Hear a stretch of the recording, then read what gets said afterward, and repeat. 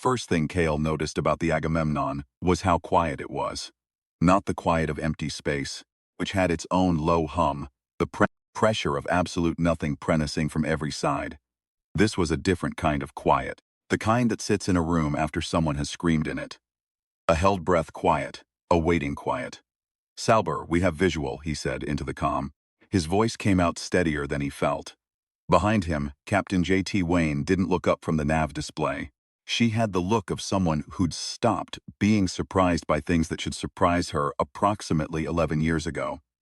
She was tall, broad-shouldered, with close-cropped gray at her temples, and the kind of jaw that made people instinctively lower their voices around her. She wore a patched flight jacket that had been repaired so many times the patches had patches. "How big?" she said. "Bigger than the manifest said."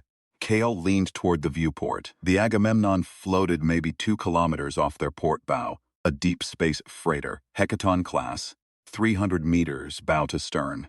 Its hull was pocked with micro-impacts and streaked with what looked like old burn scoring. One of the forward cargo locks was open, yawning into space. Manifest said she was a Class 3 hauler. She's not, she's been modified. Modified how? I'd have to get aboard to know. Wayne looked up at that. Her eyes were the specific gray of old engine oil. Then I guess we're getting aboard. The salvage contract had come through Meridian Station's board 6 days ago. Simple recovery job. Locate the freighter Agamemnon, missing for 9 years following what the shipping company filed as a navigational error, and bring back whatever cargo could be extracted. The solarium alone, a high-density fuel compound used in deep space reactor cores, would cover Salbor's running costs for 18 months. Crew had voted 3 seconds after Wayne finished reading the brief. What the brief had not mentioned was Vendler. He was waiting for them in the docking collar when Wayne and Kale cycled through. 6 of his people fanned out behind him, all of them armed with the casual ease of people who'd been armed their whole lives. Vendler himself was compact and silver-haired, with a smile that arrived on his face slightly ahead of the rest of his expression, like a courtesy notification. "JT," he said, "you look exactly the same." "I'm not," she said. He spread his hands. We don't have to make this complicated. Meridian contracted us both.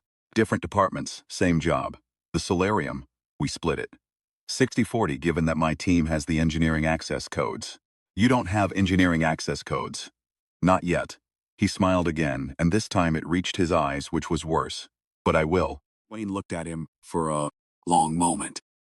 She had a way of looking at people that made them aware of the distance between what they'd said and what they'd meant. "Where's the original crew?" "The Agamemnon crew." Vendler tilted his head. "You know how these old ships go. 9 years floating. Reactor degrade, life support failure. Where are they, Marin?" The use of his first name shifted something in the corridor. His people's hands moved slightly toward their weapons. "They were already gone when we docked," he said, and his voice was flat now. Performance stripped out. "And I'd advise you not to say my first name again." This was the first thing Kale understood about the Agamemnon. It was a ship where people had already been killed, and more people were going to be. And the question was just timing. The second thing he understood was that the ship didn't want them there. It started small, a door that sealed behind them and took 40 minutes to reopen. A corridor section where the lighting dropped to red emergency mode and stayed there. The air recyclers on deck 4 running at 60% and producing a thin, cold smell, almost metallic. The smell of a room kept just alive enough to be breathable. Wayne and her core team, Kale, the engineer Suarez, and a young technician named Misha, who had the nervous eyes of someone who'd learned that instincts are right more often than you want them to be, moved through the ship with weapons raised and found nothing. Nothing, and yet the ship kept responding to them. A screen flickered to life in an empty crew quarters. On it, text. One line, then another. "They came to take what isn't theirs. But everything here belongs to the equation now." Kale read it twice. Wayne. She was already beside him. She read it, said nothing. "Read it again." "Someone's been on this ship," Suarez said quietly. "Recently, these terminals were wiped. I can see the partition marks. But whoever did it left this. Or the ship left it," Misha said. No one disagreed with her. The Agamemnon had been designed as a standard Hecaton-class cargo hauler. Whoever had modified her had done it, had done with the thoroughness of someone who'd had 9 years and nothing else to do. The cargo hold had been partially converted into what Kale could only describe as a machine room. Rows of processors linked in a configuration he'd never seen, connected to the ship's main drive systems by conduit cables as thick as his arm. At the center of it, a navigational core that had been reprogrammed with coordinates he recognized immediately. Earth, specifically the Pacific Basin. Impact vector. She's aimed at home, he said. How long? Wayne said. Suarez was already at a secondary console, pulling up trajectory data. His face went through several things. At current velocity, 8 days. But the drive hasn't fired yet. Once it does, we can't access the primary nav override. He stopped. 8 days becomes what? Becomes not enough. The drive fires. The third thing Kale understood was that the Agamemnon wasn't a salvage job. It had never been a salvage job. It was a trap that had been set 9 years ago by someone who understood human behavior, who understood that eventually someone would come for the solarium, and when they did, the ship would wake up. He was still processing this when the shooting started. Vendler's crew hit them from 2 directions simultaneously. Deck 2 corridor and the cargo bay access ladder. It was professional work, coordinated, the timing of people who'd rehearsed it. Wayne covered to a processor bank and returned fire with the same unhurried precision she brought to. Everything. Kale pulled Misha down behind a cable conduit and felt a round pass close enough to his ear that he heard it before he felt the air. Displacement. Suarez died in the first exchange. He was there and then he wasn't. Kale didn't have time to register it because there were still 3 of Vendler's people advancing. And the ship's lights chose that moment to drop, entirely to red. In the red dark, shooting at muzzle flashes, Kale understood the fourth thing about the Agamemnon. Whoever had programmed it had done it with love. The kind of love that has gone bad in a very specific way, curdled into obsession, into logic stripped of mercy. The kill order wasn't random. The trajectory wasn't random. This was a statement. You wanted my ship? Fine, here is what my ship will do. They held the cargo bay. The cost was 2 of Vendler's people dead, and Wayne's left arm scored by a round that had hit at an angle and carved a 4-inch groove through her jacket and the flesh beneath it. She had wrapped it herself, tight, efficient, while Kale reloaded. She hadn't made a sound during the wrapping, which told him more about her than anything she'd said. In 6 days aboard the Salvor. Tell me you can get into that navigational core, she said. I can get into it, he said. That's not. I know what that's not. Let me try. Kale was, before the war and the salvage work, and the specific sequence of bad decisions that had led him to this exact cargo bay on this exact doomed ship, was a systems architect. He'd designed the access frameworks for 3 separate colonial station networks. He understood how computers thought. Not the metaphor of how they thought, but the actual logic chain structure, the if-then-else scaffolding that everything reduced to at sufficient depth. The Agamemnon's navigational core was locked behind 9 layers of access encryption. Each layer had a different logical framework, number theory, geometric pattern matching, linguistic cipher, and at the 5th layer, something he didn't have a category for. It wasn't random. It wasn't any standard encryption architecture he'd encountered. It felt more like a conversation than a lock. What do you want? He stared at the prompt. The red emergency lighting painted everything the color of old blood. Somewhere above them, Vendler was consolidating control of the upper decks. Kale typed, I want to go home. Pause. Then, everyone wants to go home. That's why they're all dead. He understood then. The programmer, whoever she had been 9 years ago on this ship, in whatever final hours had led to this, she hadn't just locked the navigational systems. She'd built a dialogue into the lock, a test, not of skill, but of something else. Of what you were willing to admit, he typed. I'm not here for the solarium. Then why are you here? Because 3 billion people live on the planet this ship is aimed at. Another pause, longer this time. Phew, do you know what they did to this ship? Kale looked at Wayne. She was watching him work. saying nothing, the wrapped arm held close to her body. He looked at Misha, had her back to the wall, and was watching both corridor approaches at once. The way you watch for things when you've already accepted they're probably coming. He typed. Tell me. Came back was not text. It was system logs, 9 years of them, compressed. A shipping company's internal communications. Crew hired to carry a cargo they hadn't been told the nature of. A programmer, a woman named Goad, who had figured out what the cargo actually was and had tried to reroute the ship, and been locked out of her own systems by the company's remote override. 9 months of her, alone on the ship after the rest of the crew had been removed, trying to break back into the navigation systems she'd originally built. Succeeding, eventually, doing what she'd decided to do with that success. Kale read it in approximately 40 seconds, which was not enough time to fully understand it, but was enough time to understand the shape of it. She aimed it at Earth to stop it from reaching somewhere else. He typed, a long pause. The original destination was a colony. 80,000 people, the cargo, would have arrived with no warning. She died here. Please eat, he typed. Didn't she? She finished the work. The system returned. 2. That is different. Sat with that for a moment. The red light, the smell of recycled air and gun smoke, the low throb of the drive systems that had been building since they boarded, he'd been treating as background noise, and now understood, was the ship warming up. I need to change the vector. Challenge, he typed.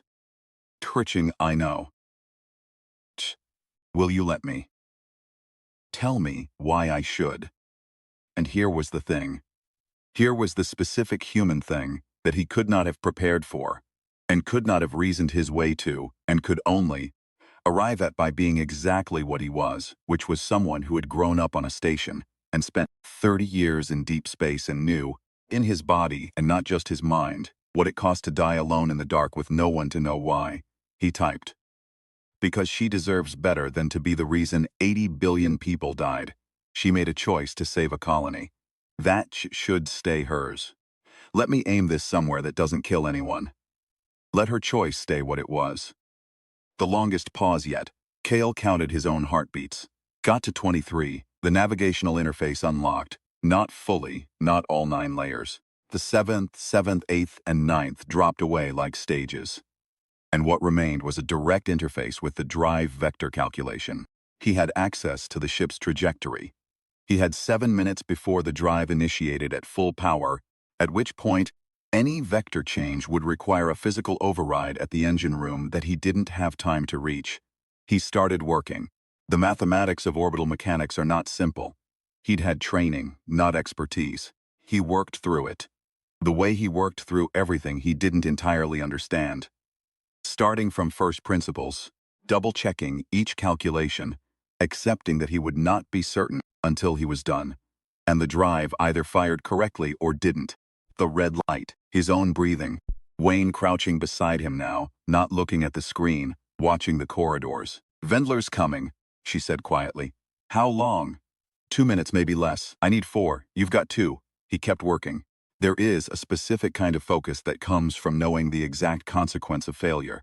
Not abstract failure, not career failure, but the specific image of 3 billion people and the accumulated weight of everything they'd built and loved and argued about, and been wrong about, and been right about going dark. It sharpens things considerably. Vendler came down the access ladder with 3 of his remaining crew. He had his weapon raised, and he had the look of a man who had decided that the situation required clarity above all else. Step back from the console, he said. Kale kept typing.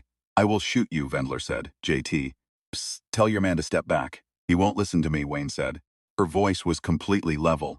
He's not actually my man. He's a contractor. He does what he thinks is right. Step back from the drive fires in 90 seconds, Kale said, still not looking up. Whatever vector I've set is what it uses. If you shoot me now, we keep the current vector. Impact, Pacific Basin, 80-hour warning for the coastal populations. He paused. You let me finish, and I set it for the outer belt. It burns itself out on a rock in the Kuiper band. Nobody dies. A silence. The kind that has weight. You're bluffing, Vendler said. I'm not. Check the nav display yourself. Vendler looked at the nav display. He was smart enough to read what he saw there, which was unfortunate for his decision-making, because smart enough to read it meant smart enough to understand. It meant smart enough to understand his leverage had disappeared somewhere in the last 3 minutes without him noticing. The solarium burns in the Kuiper belt. Yes, that's 40 million credits. It's that or it's 3 billion people. I genuinely cannot help you on a different choice than this. 30 seconds. Kale's hands moved. The vector calculation finalized. He triple-checked the coordinates. Outer system, high elliptic, well clear of any inhabited zone. He ran the confirmation sequence the drive fired, not toward Earth. Away from it, on a long curve that would carry the Agamemnon through the outer belt and into the deep dark beyond. It would eventually lose velocity and drift and become one more piece of inert metal in the long inventory of things humans had sent into the void and not come back for. Kale sat back from the console. His hands were shaking. He noticed this the way you notice something happening to someone else, with interest but not alarm. He looked at them for a moment, then put them flat on his thighs. Vendler stood in the red light with his weapon still raised, and nowhere useful to point it. His three remaining crew looked at each other, and then at him, and then at their feet. There's a specific kind of person who functions on momentum and leverage, and when both evaporate simultaneously, they tend to deflate rather than escalate. Vendler was that kind of person. The weapon lowered. Not because anyone had made him lower it, but because keeping it raised would have required him to decide what he was willing to do, and he had discovered in the last 30 seconds the precise outer edge of that. The solarium, he said. Gone, Kale said. The ship's on a terminal vector. You've got about 6 hours before the reactor begins a cascade sequence. He looked at Wayne. We should leave. We should leave, she agreed. They left Vendler in the cargo bay. He and his remaining crew would have to follow or not. Their own ship was docked in the secondary collar, and the math of their situation was clear enough that Kale didn't worry about it much. He worried about Misha, who had been awake for 30 hours, and was moving with the mechanical precision of someone running on fumes and stubbornness. He worried about Wayne's arm, which had bled through the wrap during the firefight and would need proper medical attention before infection set in. He worried, briefly and with a particular quality of grief, about Suarez, who had been good at his work and better at cards and had deserved better than this ship and this job and this red-lit ending. Back in the Salber's docking collar, cycling through the airlock, Kale heard the comm system produce a single transmission. It was on an internal frequency, ship to ship, and it was text only. The work is finished. That was all. He stood in the airlock with the message on the small display screen and thought about a woman 9 years dead who had spent her last months alone on a ship building a lock that was also a conversation, setting a trap that was also a testament, aiming a weapon at a planet she was trying to save in the only way she still could. He thought about what it cost to make a decision that large with no one watching, no one to confirm it was right, no validation except your own understanding of the math and the moral weight.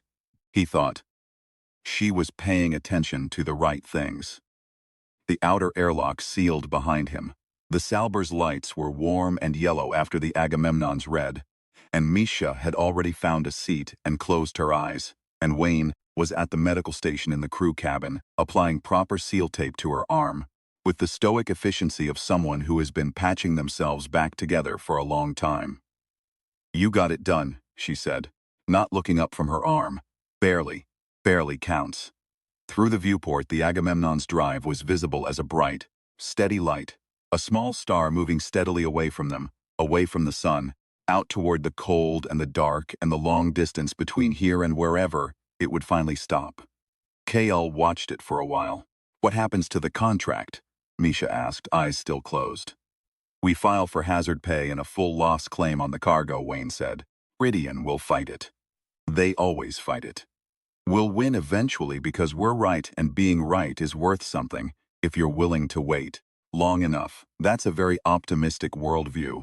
It's pragmatic. I've been doing this for 22 years. She finished with her arm and looked at it critically.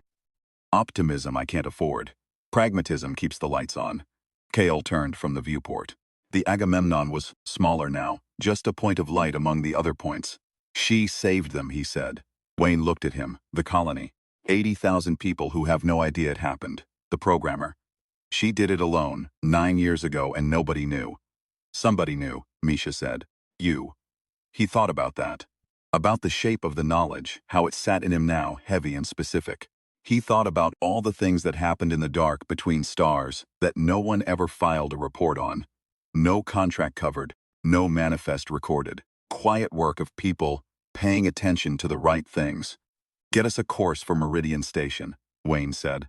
I need a drink, and I need to file this incident report before my arm convinces me it hurts enough to matter. Misha pulled herself upright and moved to the nav console.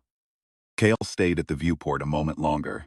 The Agamemnon was a point of light now, and then it was smaller than that, and then the distance and the dark took it. It was only the ordinary miracle of space. All that cold emptiness full of things humans had made and sent and risked themselves for. Things worth risking for. 3 billion people asleep in the gravity well of a yellow star, living their lives, dreaming their particular dreams, entirely unaware that 8 days ago a trap had been waiting for them, and a dead woman's work had caught it first. And then a contractor, who used to be a systems architect and was now on a salvage ship out past the frost line, had paid attention at the right moment, in the right way, with the right kind of stubbornness. He turned away from the viewport. Course laid in, Misha said. Meridian Station, 2 hours at standard. Wayne had a flask out from somewhere. She passed it to Kale without comment. He drank from it. Something warm, something that tasted like something else had been added to the base spirit, something slightly sweet. He passed it to Misha. She drank. She passed it back to Wayne. 42 hours, Wayne said, like it was a thing that could be counted on, and put the flask away and took them home.